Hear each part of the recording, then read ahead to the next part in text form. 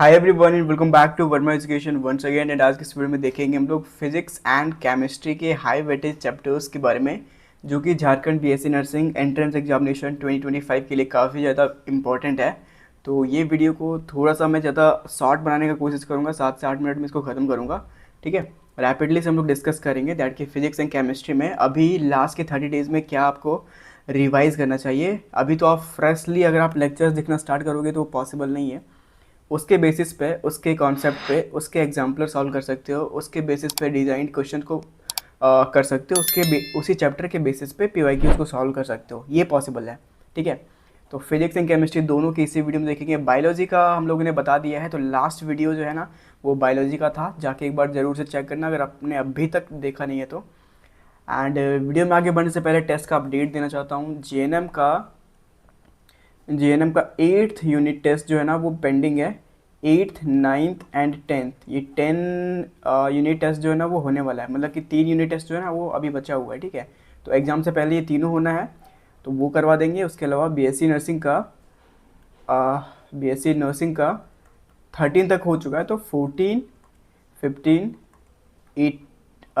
16 and उसके अलावा 17। ठीक है, तो ये 4 यूनिट टेस्ट है ना वो बहुत जल्द हम लोग कंडक्ट करवाने वाले हैं। ये 14 यूनिट टेस्ट पे अभी वर्क चल रहा है, इसके क्वेश्चन डिजाइन किए जा रहे हैं।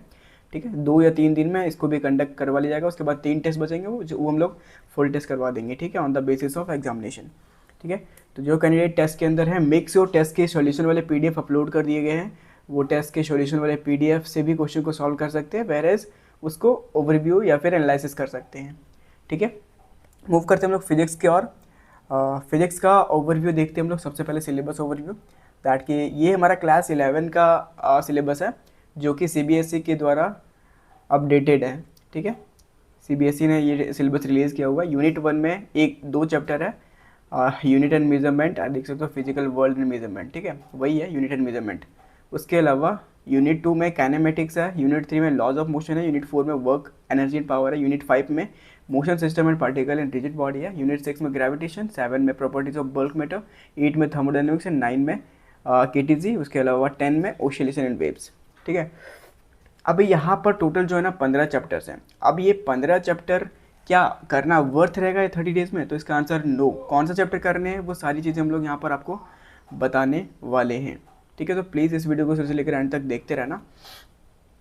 ठीक है, तो आगे बढ़ने से पहले बताना चाहता हूँ दैट कि यहाँ पर ये क्लास 12 का चैप्टर है। देखो, क्लास 12 का मैं बताता हूँ, 11 का मैंने बता दिया टोटल कितने चैप्टर थे, 11 में 15 चैप्टर्स है। अब देखते हैं हम लोग क्लास 12 में कितने चैप्टर्स है। क्लास 12 में इलेक्ट्रोस्टैटिक चार्जेस इन फील्ड, जो कि काफ़ी इंपॉर्टेंट है, इलेक्ट्रोस्टैटिक पोटेंशियल एंड कैपेसिटेंस, ये भी सही है।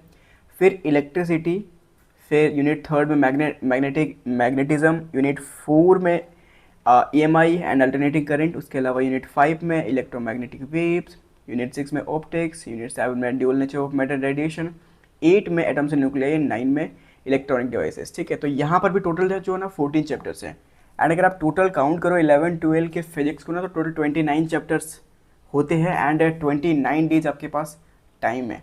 ठीक है, अब ये 29 चैप्टर में कौन से इंपॉर्टेंट है जो कि आपको फर्स्ट करने चाहिए। करने तो वैसे सारे चैप्टर करने चाहिए। ठीक है, ताकि कहीं से भी क्वेश्चन पूछे वो आपका सॉल्व हो जाए। ठीक है, बट अभी जो कैंडिडेट क्या कहते हैं ये लास्ट के 30 डेज में प्रिपेयर करना चाहते हैं ना, उन लोगों के लिए कौन सा चैप्टर है वो बता देता हूँ। फिजिक्स में देखो, सबसे पहले क्लास 12 का हाई वेटेज चैप्टर बता रहा हूँ मैं आपको।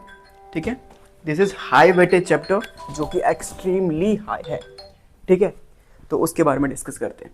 First of all current electricity, ये पहला चैप्टर 1 जो है वो आपको दिख रहा है, इलेक्ट्रिक चार्जेस एंड फील्ड्स। ठीक है, उसके अलावा electrostatic potential and capacitance and electricity, जिसमें करंट इलेक्ट्रिसिटी रहता है। मैग्नेटिक इफेक्ट ऑफ मैग्नेटिज्म में 2 चैप्टर्स है, moving charges and magnetism, where magnetism and matter. ठीक है, उसके अलावा ऑप्टिक्स, ठीक है, ray optics and optical instrument, where wave optics. ठीक है, तो यहाँ पर टोटल आपको जो है ना 5 + 10 7 चैप्टर आपको जो है ना प्राइमरी में रखना है आपको। ये एक्सट्रीमली हाई वेटेज चैप्टर है जो कि क्लास 12 से पूछे जाएंगे आपके एग्जाम में, झारखंड बीएससी नर्सिंग के एग्जाम में। बाकी के जो चैप्टर हैं उसकी रिवीजन एंड उसकी एग्जाम्पलर भी आपका सॉल्व हुआ होना चाहिए, ताकि वहाँ से भी क्वेश्चन पूछे जाएंगे एक दो करके ना, तो वो आप सॉल्व कर लो। ठीक है, तो सारे चैप्टर कंपलसरी टॉल, बट ये प्राइमरी में रखना है इसमें। अगर ये 7 चैप्टर है ना, इससे अराउंड जो है ना 35 क्वेश्चन जो है ना 35 क्वेश्चन ईजिली एग्जैक्टली यहीं से देखने को मिलेगा, ठीक है। ये 7 चैप्टर से मैं फिजिक्स की बात कर रहा हूँ, ठीक है। अब वो बाकी के जो रह गए अराउंड 15 क्वेश्चन, ठीक है, वो 15 क्वेश्चन तुम्हारा 11 से रहेगा, ठीक है। 11 में देखो इंपॉर्टेंट चैप्टर देखो यहाँ पर एक्सट्रीमली हाई वेटेज मैंने सारे के सारे मेंशन करके रखे हैं, but unit and measurement, motion in straight line and motion in a plane, laws of motion, work energy and power, SHM where is gravitation, mechanical properties of solids, fluids, matter and thermodynamics, ठीक है। तो ये सारे के सारे high weightage chapters ही हैं, but यहाँ पर आपको ये सारे के सारे करने हैं, बट यहाँ पर नंबर ऑफ क्वेश्चन जो है ना काफ़ी कम रहेंगे। ये टोटल 12 चैप्टर है, तो 12 में से किसी एक चैप्टर से एक क्वेश्चन पूछ दिए जाएंगे, किसी से 2 पूछ दिए जाएंगे, मतलब कि टोटल यहाँ पर 10 से 15 क्वेश्चन जो है ना आपको क्लास 11 से देखने को मिलेगा। इन फ्यूचर लास्ट ईयर के ट्रेंड के अकॉर्डिंग बता रहा हूँ, ये सब हो सकता है प्रोबेबली चेंज भी हो जाए, most of the question class 11 से दिखे एंड क्लास 12 से कम दिखे, बट इसके चांसेस कम है। जो मैं बता रहा हूँ उसके अकॉर्डिंग पे आपको चलना है, ठीक है। अब इम्पॉर्टेंट टिप फिजिक्स के लिए, मैं फिजिक्स की बात कर रहा हूँ ना, तो फिजिक्स में जो क्लास 10 का इलेक्ट्रिसिटी है, whereas magnetic effect of electric current है, वो आपको कर लेने हैं। एंड उसमें जो ऑप्टिक्स है क्लास 10 के ऑप्टिक्स, ठीक है, ऑप्टिक्स एंड मैग्नेटिज्म, ठीक है। तो ये 3 चैप्टर जो है ना क्लास 10 के फिजिक्स के हैं, जो कि हाई वेटेज रखते हैं। वेरेज आई वाले चैप्टर, ठीक है, वही इसी में आएगा, ऑप्टिक्स के अंदर ही आएगा, ठीक है, आई वाला चैप्टर, ठीक है। वो आई वाले चैप्टर से भर भर के क्वेश्चन देखने को मिलेगा।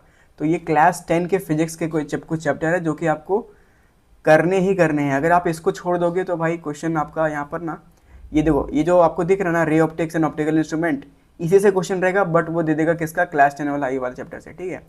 तो मैं कहना चाहता हूँ दैट कि फिजिक्स में ये सारे चैप्टर करना ही है, उसके अलावा ये चैप्टर को भी आपको करने हैं एंड इसके एग्जाम्पलर को सॉल्व कर लेने हैं, लाइन टू लाइन NCERT कर लेने हैं। तो दैट्स इनफ, एंड इतना आप 30 डेज़ के अंदर कर सकते हो। तो एक दिन में ट्राई करो कि 2 चैप्टर कवर करें ताकि NCERT कंप्लीट हो जाए। अब हम लोग देखते हैं केमिस्ट्री की ओर। तो केमिस्ट्री में क्लास 11 में टोटल जो है ना 11 चैप्टर्स हैं।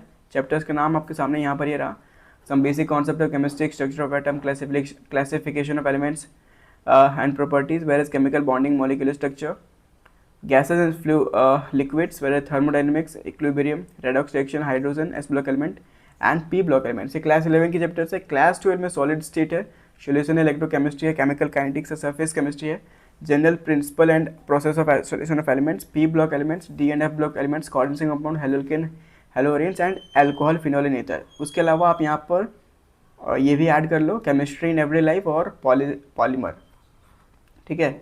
यहाँ से भी आपको 2 से 3 क्वेश्चन देखने को मिलेंगे। तो ये क्लास 11-12 के केमिस्ट्री के पोर्शन है। मैं अभी लास्ट के 30 डेज़ में केमिस्ट्री के रिगार्डिंग कोई भी यहाँ पर नई चीज़ें नहीं बताऊँगा। केमिस्ट्री के लिए मैं बताना चाहता हूँ दैट कि आप अभी लास्ट के 30 डेज़ में ना चैप्टर ना करके आप उसका अगर PYQ करो, झारखंड कंबाइन के जितने भी एग्जाम हुए, पैरामेडिकल, ठीक है, एग्रीकल्चर, ठीक है, एंड BSc नर्सिंग, जितने भी एग्जाम हुए हैं हमारे ऐप के अंदर, पैरामेडिकल के 8 ईयर के PYQ है, एग्रीकल्चर के 10 ईयर के PYQ है, BSc नर्सिंग के 6 ईयर के PYQ है। तो अगर आप 8, 10, 6 अगर आप ऐड करते हो तो आपको यहाँ पर अराउंड 24 ईयर, मतलब 24 पेपर आपको मिल जाएगा, 24 ईयर का पेपर आपको मिल जाएगा। एंड उसके अगर आप केमिस्ट्री के पेपर कर लेते हो ना तो 24 × 150 करके देखो बहुत सारे क्वेश्चन आ जाते हैं, ठीक है। तो इतना अगर आप कर लेते हो तो दैट्स इनफ केमिस्ट्री के लिए। इसके लिए कोई टिप्स नहीं देना चाहूँगा क्योंकि हर एक चैप्टर से एक क्वेश्चन पूछ ही देगा ये लोग, ठीक है। सॉल्यूशन से 1, इलेक्ट्रोकेमिस्ट्री से 1, इस तरीके से पूछ देता है, ठीक है। तो यहाँ पर कोई हाई वेटेज या लो वेटेज की बातें मैं केमिस्ट्री में नहीं करूँगा, ठीक है। केमिस्ट्री का जो है ना NCERT लाइन टू लाइन करो, उसके अलावा PYQ करो, दैट्स इनफ। आई होप आप सबको समझ में आएगा क्या करना है, क्या नहीं। बाकी जो लोग मॉक टेस्ट दे रहे हैं ना, प्लीज़ अपना एनालिसिस ज़रूर से करना, क्वेश्चन सॉल्व करने के बाद आंसर की देखना जरूर से, उसके अलावा उसको अपने नोटबुक में नोट डाउन करना। बाकी हम लोग मिलते हैं अगले सेशन में। Thank you for watching, have a nice day.